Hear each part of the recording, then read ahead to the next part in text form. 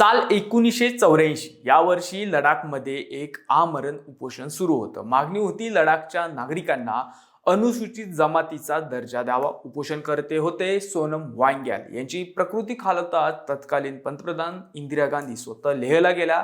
त्यांनी वांग्याल यांच्याशी संवाद साधला, आश्वासन दिलं आणि स्वतः ज्यूस पाजून त्यांचं उपोषण सोडलं। आणि आता 4 दशकांनंतरनं इतिहास पुन्हा उभा आहे। मात्र यावेळी उपोषणाला बसले त्यांचे पुत्र प्रसिद्ध पर्यावरणवादी सोनम वांगचुक। नीट परीक्षेतील कथित गोंधळ आणि केंद्रीय शिक्षण मंत्री धर्मेंद्र प्रधान यांच्या राजीनाम्याच्या मागणीसाठी ते जंतर मंतर येथे आमरण उपोषण करत आहेत।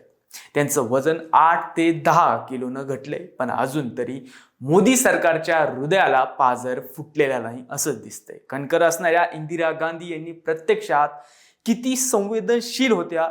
1984 साली त्यांनी सोनम वांग्याल यांचं उपोषण सोडण्यासाठी कशी पराकाष्ठ केली आणि आजचे वास्तव काय हे जाणून घेऊया आजच्या या व्हिडिओमधून। नमस्कार, मी श्रीहरी, आपण बघताय बोल बिंदास। सोनम वांगचुक यांच्या उपोषणाला अनेक दिवस झाले। त्यांच्या प्रकृतीबाबत आता चिंता वाढती। उपोषणादरम्यान त्यांचं वजन लक्षणीयरित्या घटल्याचं सांगितलं जातंय। डॉक्टरांकडून त्यांच्या उपोषणावर लक्ष ठेवले जात असले तरी त्यांच्या प्रकृतीबद्दल विविध स्तरांवरून चिंता व्यक्त होताना दिसते। या आंदोलनाला विविध सामाजिक संस्था, विद्यार्थी संघटना, विरोधी पक्ष तसेच अनेक नागरिकांनी पाठिंबा दिलाय। काँग्रेसने या आंदोलनाला पाठिंबा जाहीर करत शिक्षण मंत्र्यांचा जाहीरनाम्याची मागणी अधिक तीव्र केली। इतिहासाकडे पाहिल्यास 1984 मध्ये तत्कालीन पंतप्रधान इंदिरा गांधी यांनी उपोषणकर्त्यांची प्रत्यक्ष भेट घेऊन तोडगा काढण्याचा प्रयत्न केला होता। त्यामुळं आजही अनेकांकडून प्रश्न उपस्थित केले जातात की केंद्र सरकार सोनम वांगचुक यांच्या आंदोलनाची दखल कधी घेणार? 1984 मध्ये वांगचुक यांच्या वडिलांच्या उपोषणासाठी पंतप्रधान स्वतः लेहला पोहोचल्या होत्या, कारण 40 वर्षापूर्वी लडाखला अनुसूचित जमाती म्हणजेच एसटी दर्जा मिळावा या मागणीसाठी सोनम वांगचुक यांचे वडील सोनम वांग्याल यांनी आमरण उपोषण सुरू केलं होतं। 1984 मध्ये तत्कालीन पंतप्रधान इंदिरा गांधी स्वतः लेहला गेल्या। त्यांनी सोनम वांग्याल यांची प्रत्यक्ष भेट घेतली आणि ही मागणी सकारात्मकरित्या विचारात घेतली जाईल असं आश्वासन देत त्यांना ज्यूस देऊन उपोषण सोडण्याची विनंती केली होती। अशा प्रकारे इंदिरा गांधी यांनी सहृदयता आणि संवेदनशीलता दाखवत एका सामाजिक कार्यकर्त्यांचं प्राण वाचवले होते।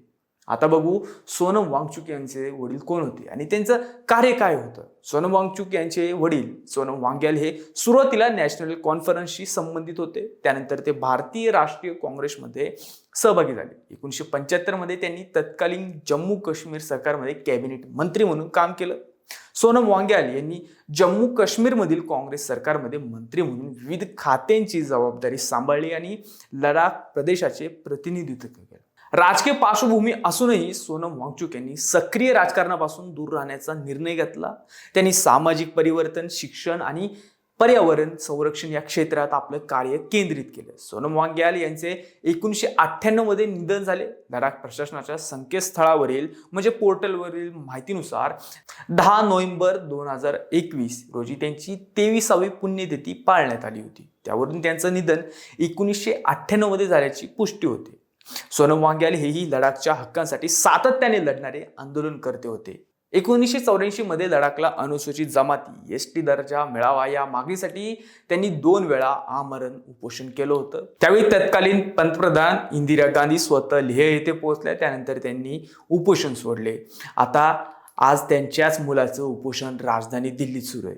प्रकृती खालवत असतानाही सरकारकडून कोणताही ठोस संवाद होतो का आणि होणार का? आंदोलनाचा तोडगा निघणार का? याकडे आता संपूर्ण देशाचं लक्ष लागले। सोनम वांगचुक यांच्या उपोषणाचं पुढे काय होणार?